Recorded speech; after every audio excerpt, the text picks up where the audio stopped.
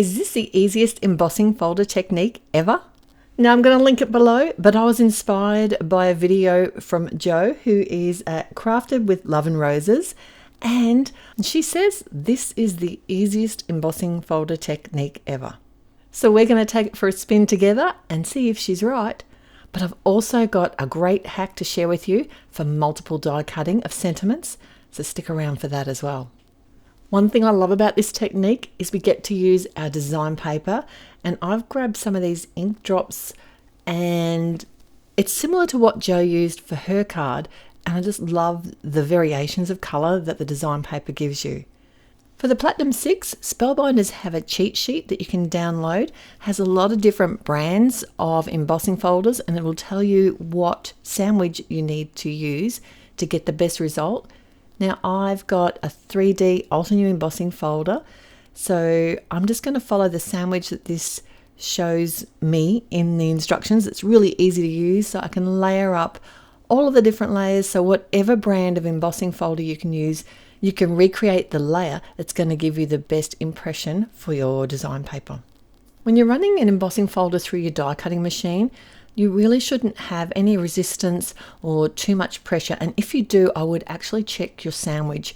Don't force your machine.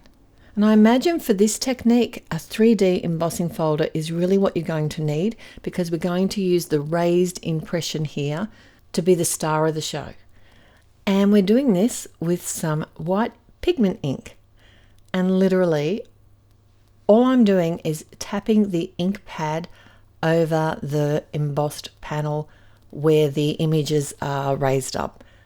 I have made sure to re-ink my white ink pad because it's best to have it nice and juicy, because obviously if you put too much pressure on the ink pad, it's going to add ink where you don't want it on those flat surfaces on the card. It doesn't matter if a little bit gets on there, but you kind of want the impression to be the star of the show.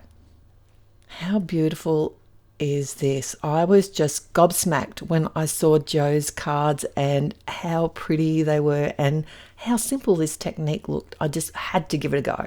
And she's based over in Perth. I was really excited when I heard her accent and found out that she's in Australia, and she has a shop. So I'm going to link all that below. So make sure you head over and check out her video and say good day from me. And if you're in Australia, check out her shop as well. The other thing that Jo did that I probably wouldn't have thought of was to add some fine glitter. So this is just a really fine basic white glitter that I'm sprinkling over top. The pigment ink is still quite wet at this point, so the glitter is going to kind of stick to that pigment ink.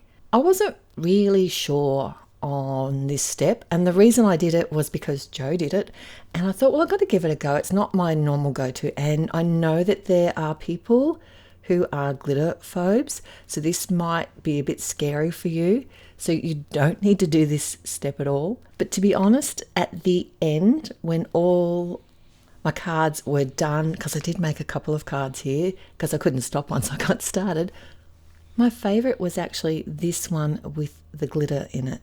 So you can hit the panels with low heat on your heat tool, and I did do that, but I actually sat them aside to dry for a few hours and came back to them. And be careful, once you start, you can't stop. I made a total of 3 panels. I wanted to try out a couple of different images. This one here is a whole panel of flowers, and I wasn't sure if it was going to be too much.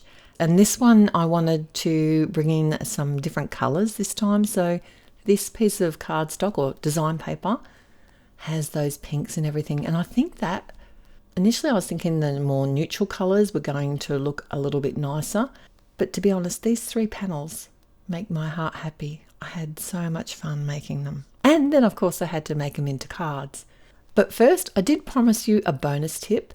I've been making multiples of sentiments so that I've got some ready to go. I'm finding it very handy just to be able to grab something that's all set, ready to make.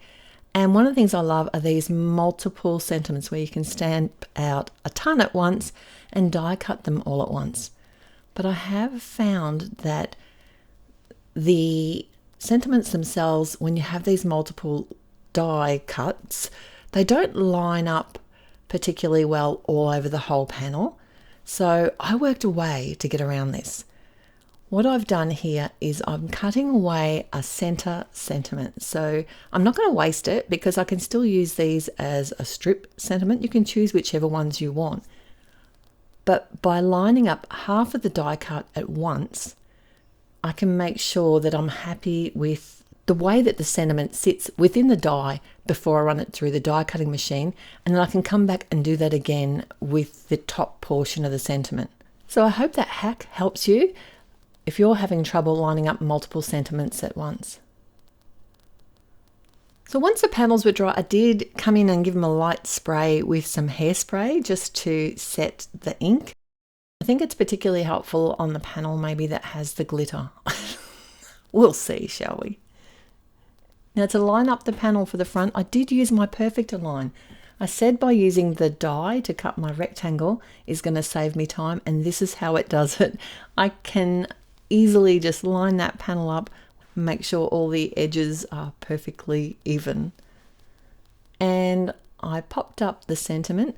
I am using a little bit of liquid glue on top of the foam squared dots, and that's just to make sure that it stays in place on top of that pigment ink with the glitter and everything.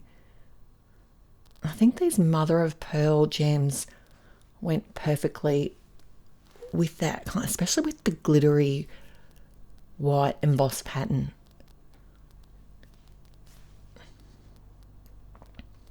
And all the cards together now, I've got my first design here. This is the one with the glitter. It's kind of hard to see in the video and pictures, but it's beautiful in real life. And I will be adding glitter again next time.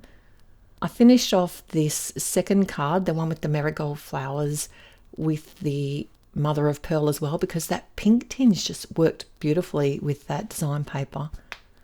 And the whole panel of magnolias, now this one really makes me happy too. I'd like to know if you have a favourite today, or if you're going to give this technique a try. Make sure you head over and visit Jo. I'll put the links in the description below. And don't forget to watch these couple of videos that I've got lined up for you. They're also sharing great embossing folder ideas, and I look forward to seeing you there. If you liked today's video, please click on the thumbs up button, and if you haven't already, subscribe. What are you waiting for? It's totally free. I look forward to seeing you back here again real soon. Till next time, happy paper crafting. Bye.